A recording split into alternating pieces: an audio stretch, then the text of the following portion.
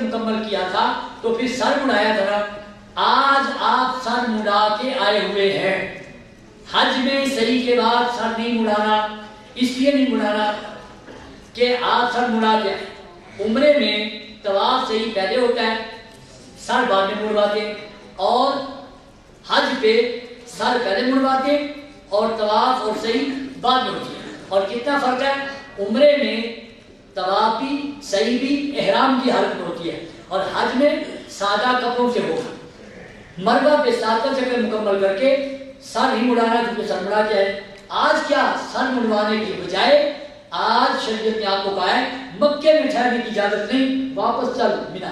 ابھی آج واقعی ہے, کئی لوگ کہتے ہیں ذرا 3 دن ہو گئے کہا ذرا نظر مارا ہوں, نہیں مکے میں ٹھہرنے کی اجازت نہیں, واپس جائیں گے آپ مینا. اس میں چاہے ساری رات لگ جائے طواف کرتے ہوئے کوئی پرواہ نہیں, آنا واپس مینا میں ہے. دیکھو 10 تاریخ اب مکمل ہوئی ہے.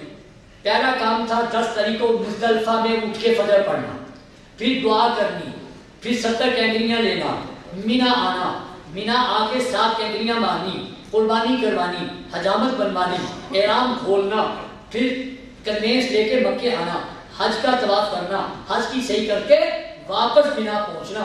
یہ کام ہے 10 تاریخ کے. ترتیب سے میں رکھنی سارے کاموں کی. اب آپ پہنچ گئے, حج کی لبیک بھی بند ہو چکی ہوگی. حج کی لبیک مکے کے گھر سے شروع ہونی ہے, بڑے شیطان کو کینکری مارنے کے بعد بند کرتے ہیں.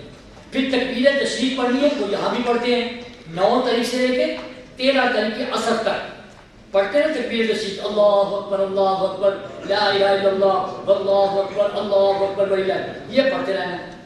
اور حج کا کام کیا ہے, نمازیں پڑھتے رہو, تکبیر تشریف پڑھتے رہو. حج کا کام یہ کرنا ہے 11 تاریخ کو. پہلے 11 تاریخ کے کام بتانے سے پہلے میں آپ سے پوچھتا ہوں, مزدلفہ سے ہم نے کتنی کینکریاں اٹھا کے لائے تھے؟ 70. اور 10 تاریخ کو کتنی ماری تھی؟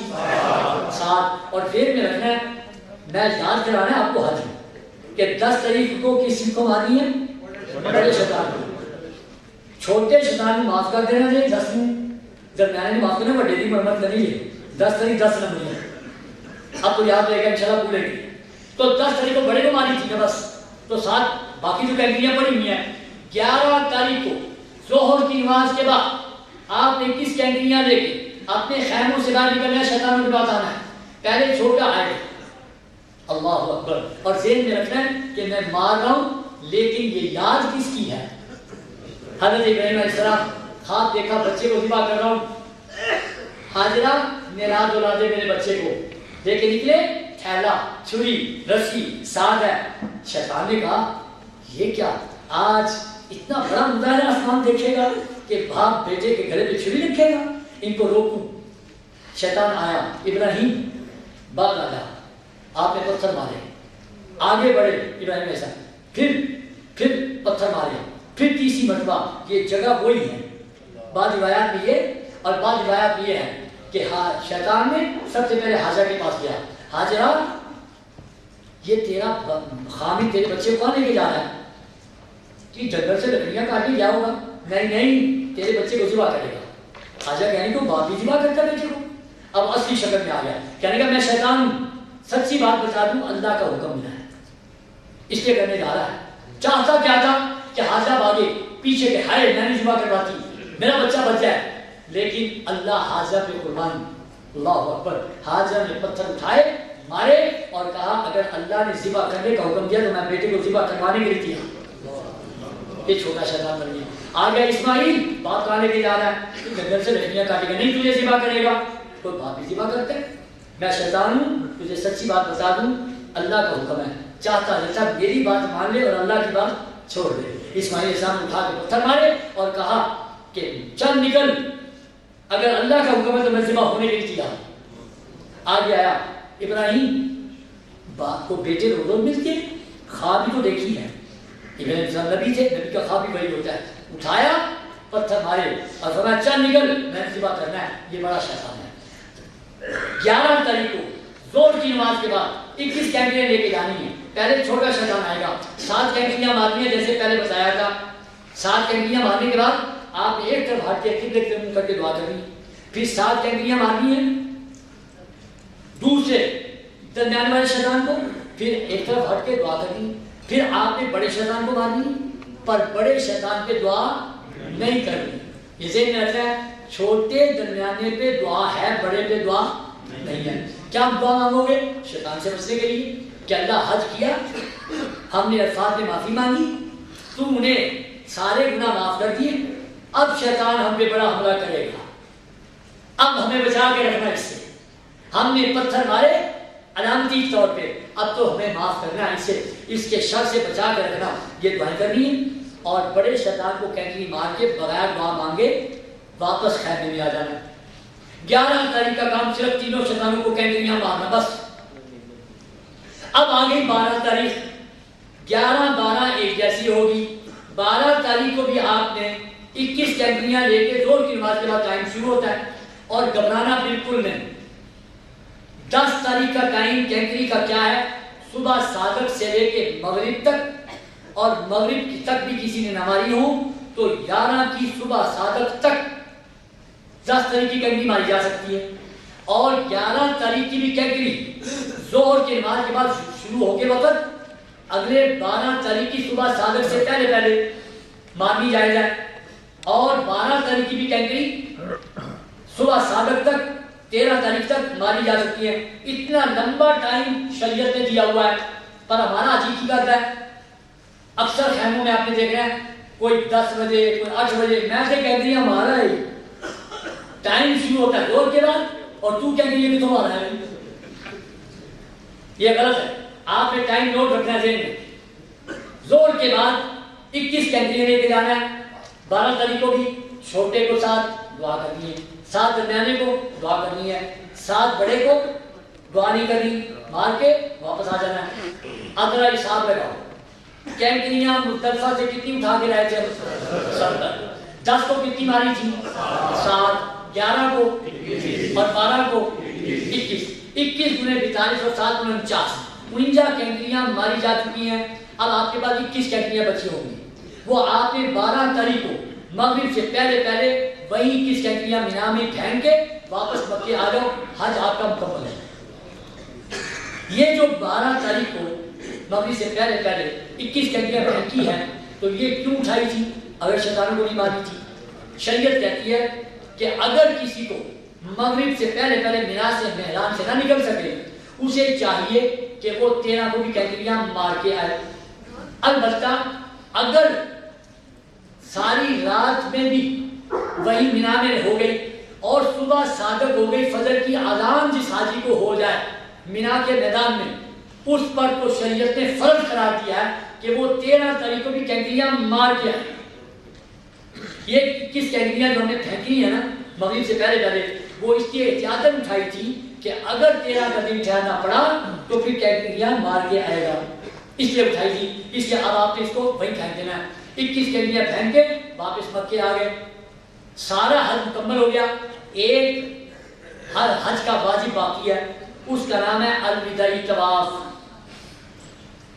طواف زیارت تو ہر بندے نے کرنا ہے اور ہر عورت نے کرنا ہے. 12 تاریخ کی مغرب سے پہلے پہلے کرنا پڑے گا. 10 کو نہ کر سکے 11 کو, 11 کو نہیں تو 12 کی مغرب سے پہلے پہلے. اگر کوئی لیٹ ہوگا 12 کی مغرب سے لیٹ ہوگا, اسے طواف زیارت تو کرنا ہی کرنا ہے دوبارہ, وہ تو بعد میں کرنا ہے, معافی پھر بھی نہیں. طواف زیارت کرنے کے ساتھ ساتھ ایک دم بھی دینا پڑے گا.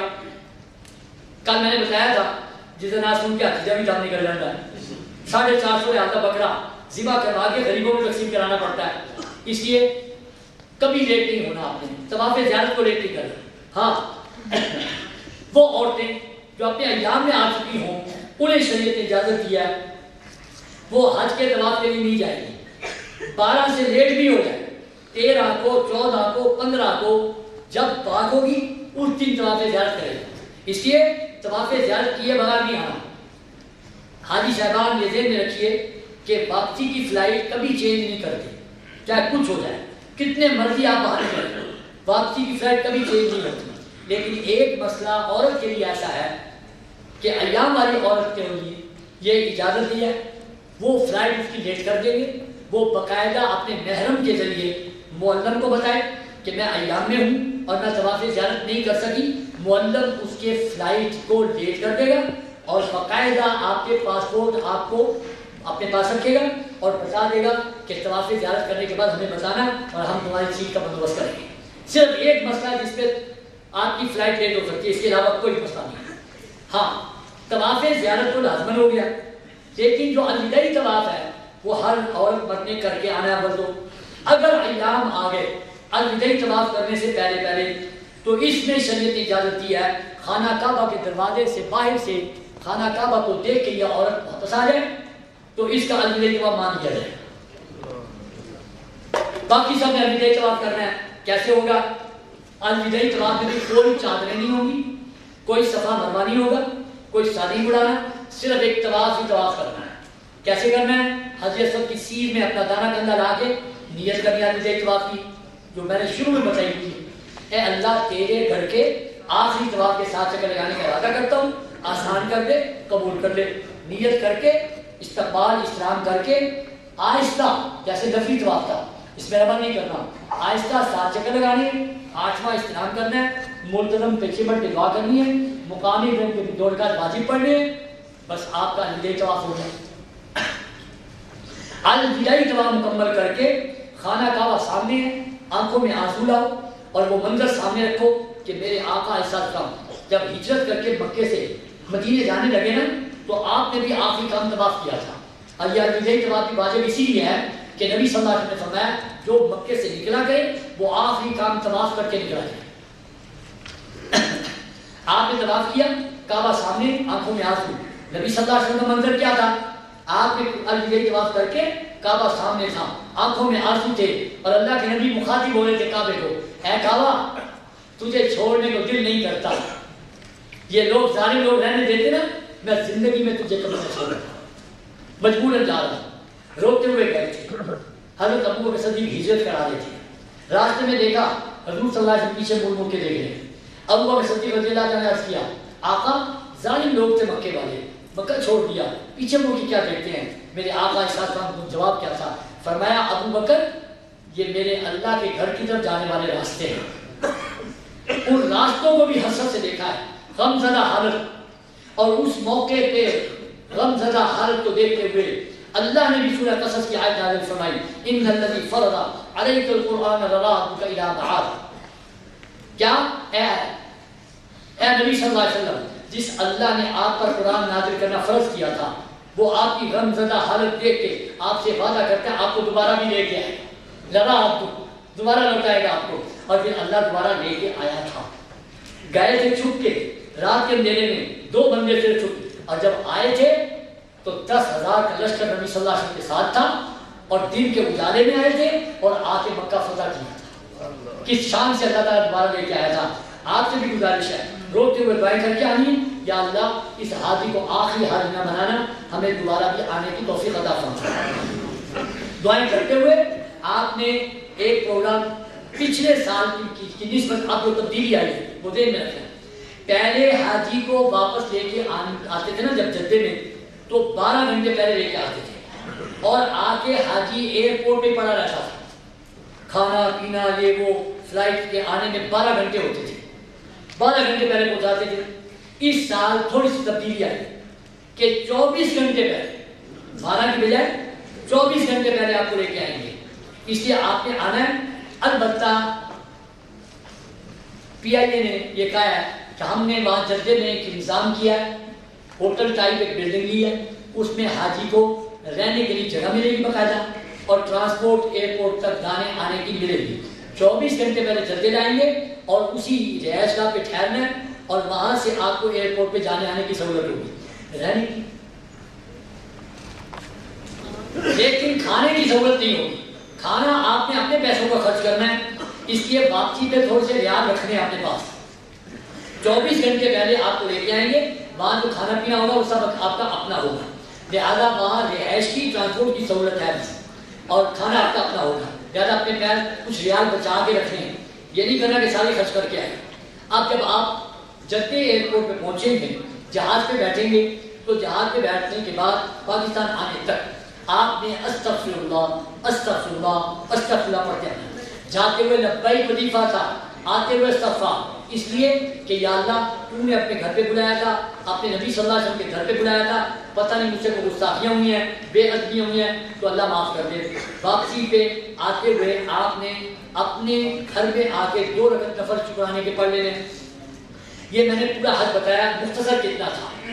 8 تاریخ کو آپ نے اپنی بلڈنگ سے احرام باندھا، 2 رکعت نفل احرام کے پڑھے، سر سے چادر اتاری، حج کی نیت کی، لبیک پڑھتے پڑھتے مینا آیا، 5 نمازیں پڑھی، 9 تاریخ کو فجر پڑھ کے حج کے دوسرے میدان عرفات میں جانا ہے۔